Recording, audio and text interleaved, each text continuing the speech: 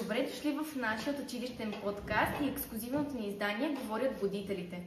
Мястото, където гласовете оживяват. Аз съм Мария Озунова, ученичка от 11 Б клас. Аз съм Теодора Ненкова, ученичка от 10 Б клас. Ще питаме и ще разсъждаваме. Ще се смеем и ще откриваме вдъхновението около и в нас. В края на епизода ви сме подготвили нещо специално – нашата блиц рубрика.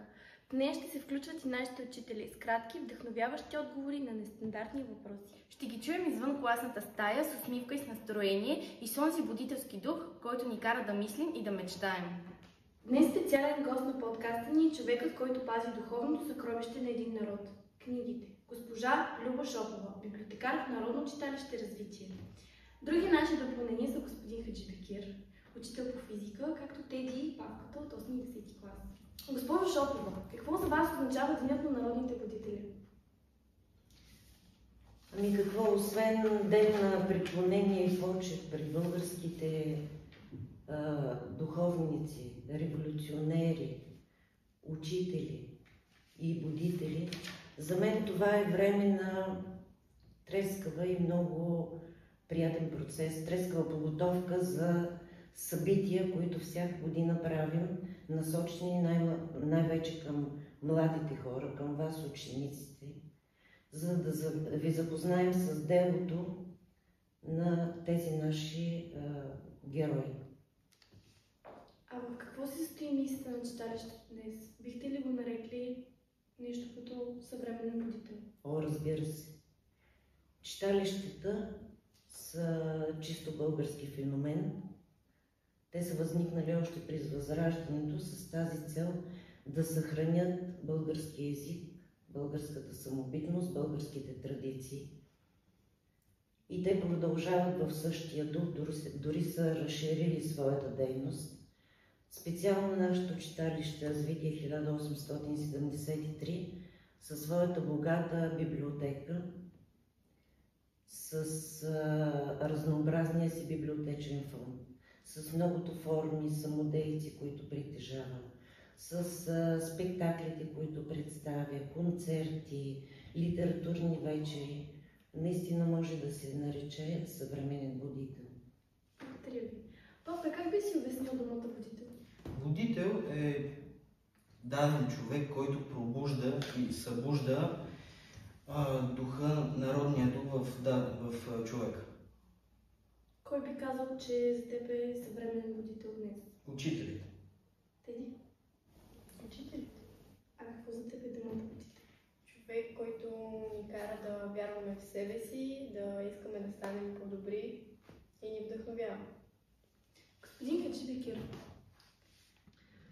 ако можете да срещнете един възрожденец, кого бихте избрали и какво бихте му казали? Сърцето ми иска да срещна повече от един. Бих започнал с Паисий Хилендарски и бих искал да му кажа: вашата книга, която сте създали, е дала началото на всичко. Бих го попитал какво е усещането да вдъхновиш и събудиш цял един народ. След това бих искал да срещна Ботев и Левски. Бих им казал, че техните думи, дела и идеи са нашата най-голяма ценност и наследство. Благодаря ви. Госпожо Шопова, има ли човек, когото смятате за свой будител? Разбира се, че има човекът, който ме запали в мен любовта към книгите. Когато бях в началния курс на училището в родното ми село, един път ни заведоха в библиотеката. Библиотекарката беше един харизматичен човек с много познания, много сладкодумна. Тогава аз с детското си въображение си представих, че тя е прочела всички тези книги, които са там, за да има такъв богат речник, толкова много познания. И си казах, че искам да стана като нея. Започнах да чета, открих прелиста на книгите, открих техния чуден свят. И това е едно от много голямо щастие в моя живот. Зато и смятам, че именно тази жена е моя будител. Аз съм сигурна, че сте чела много книги. Ако една книга можеше да промени човек, коя бихте избрала да бъде тази книга? Десетки са книгите, които са променили нещо в моя характер и са ми давали насоки. Но сега се сещам за една книга, която преди доста време прочетох, на американската писателка и философ Айн Ранд. Книгата се казва "Извора". Историята е за един млад архитект, който се стреми да щупи стереотипите на съвремието, за да наложи своето мнение. Мисля, че тази книга ми е повлияла много, за да отстоявам и аз своите идеи, когато те са правилни. Благодаря ви. Във връзка с споменаването на Паисий, представете си, че Паисий има TikTok канал. Какво съдържание ще да качва той според вас? Според мен Паисий ще качва едно много интересно и образователно съдържание, което много малко от децата в днешно време ще гледат. Тети, сподели любимия си автор в българската литература. Христо Ботев. Защо е любим твой автор? Защото думите му са силни и ни показват, че трябва да се гордеем с това, че сме българи. Павка? И за мен също Христо Ботев, понеже в неговите думи се усеща неговия патриотизъм, усеща се неговата любов към България. Съгласна съм с вас. Госпожо Шопова, какво е да бъдеш библиотекар в едно време, когато хората често избират телефона пред книгата? Професията библиотекар според мен е най-хубавата професия. Процеса на получаване на една книга, на обработване, и когато прилагаш всички знания, които имаш в науката библиотекознание, когато даваш от себе си, когато твориш, наистина твориш, когато обработваш една книга.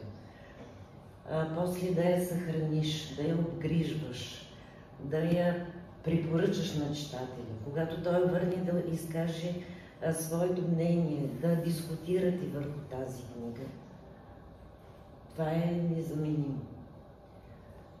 Искам да ви кажа, че в минали години много студенти и ученици търсиха библиотечно-библиографски справки при нас по различни теми и това за нас беше, библиотекарите, беше рутина, ежедневие.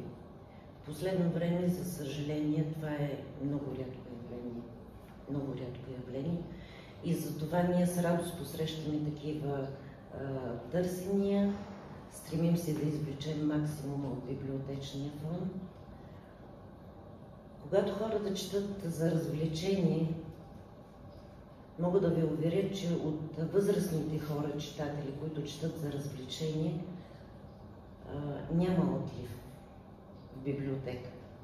Но, за съжаление, при младите хора преференцията е на телефона. Но аз не мога да си представя какво правят хората в свободното си време, ако не четат. Как можеш да заспиш, ако не четеш? Кой е вашия личен фаворит? Бихте ли препоръчали някоя книга на слушателите днес? Бих препоръчала много книги. В последно време чета българска литература, защото усещам с професионалния си усет, че малко се пренебрегва българската литература, но бих препоръчала всички съвременни млади автори. Няма да изброявам поименно. Като фаворит на мен е Боян Боев. Благодаря. Господин Хаджибекер, има ли момент, в който сте почувствали, че наистина сте събудили някой ученик? Да, този момент се случва всеки ден и не е само с един човек.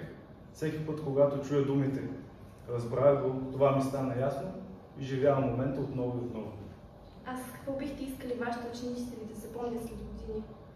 Не искам да ме запомнят само като господина по физика, искам да ме запомнят като човека, който ги е накарал да вярват в себе си, че са усещали уважение и разбиране и да запомнят, че всяка една грешна стъпка е пътя към успеха. А какво ви буди вас самите? Най-напред срещата с човек. Ентусиазма на учениците, техните въпроси и свежи идеи ме зареждат с допълнителна енергия. На второ място книгите, биографиите на велики личности с големи каузи и събитията, в които се усеща постигнатата цел. Благодаря ви.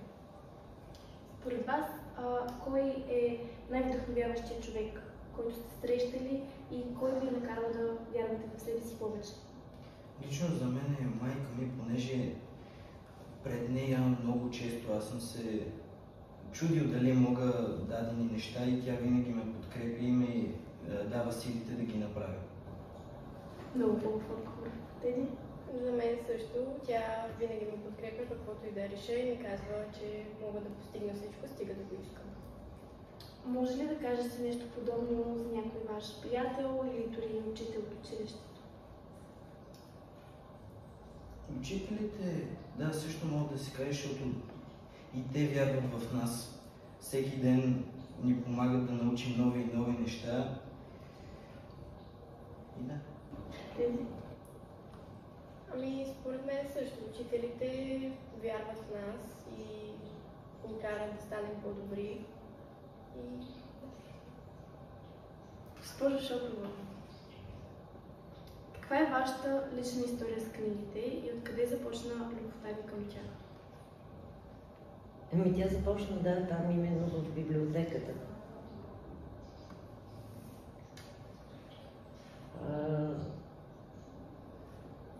Чела съм много книги и като малка, и като по-голяма. Препрочитам книги втори или трети път, защото в различен етап от живота си човек разбира по различен начин от това, което е чел някога.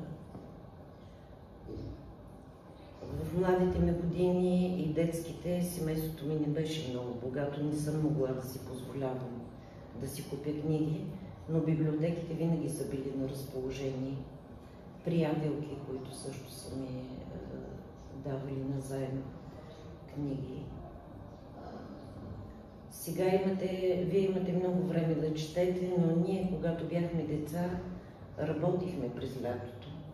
Времето, когато вие сега четете, ние трябваше да работим в семейството. И може да звучи смешно, но на мен ми криеха книгите, за да има време да работим. Спомняте ли си кой е ваш любим автор или любимо четиво от училищната литература? Училищната литература. Димитър Талев. Също много го харесвам. Вярвате ли, че учителят е будител и днес или тази дума за вас има различно значение? Да, учителят е будител и днес, но ролята му е придобила нов вид.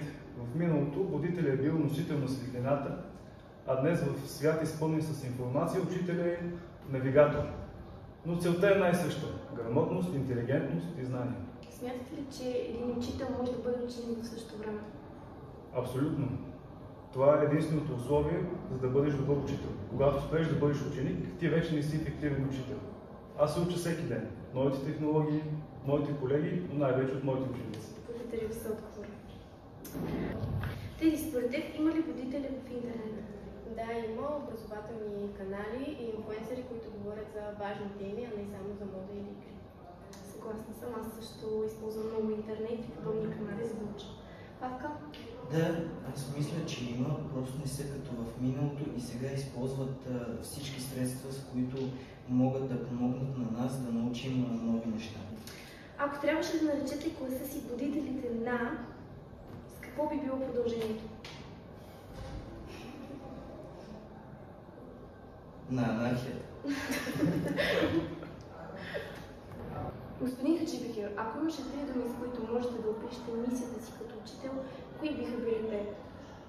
Вдъхновение, защото води до усъвършенстване, отговорност, защото възпитаваме бъдещи граждани и човечност, най-напред създаваме добри хора. Благодаря ви. Госпожо Шопова, какво бихте пожелали на учениците и учителите по случай Деня на народните водители? Колкото и странно да ви прозвучи, аз смятам младите хора, като вас, за будители. Има пример за много млади хора, които имат постижения в науката, в културата, в спорта. И те са пример и смятам, че увличат и другите след тях. Когато видя такива хора, аз знам, че ние имаме бъдеще. Пожелавам на всички да бъдат будители. Благодаря ви. Това беше края на днешния епизод. Благодаря на всички гости за участието, а вие останете с нас за нашата специална блиц рубрика. Коя е първата дума, за която се сещаш, когато чуеш будител? Свобода. Пробуждане. Смел. Кой е твой любим будител от миналото? Васил Левски. Петър Берон. Алеко Константинов. А любим съвременен будител? Спортист бих казал Кобрат Пулев. Георги Господинов. Всеки учител, който влиза в класната стая с пламък в очите. Коя е твоя любима дума от български език? Дисциплина. Светлина. Човечност.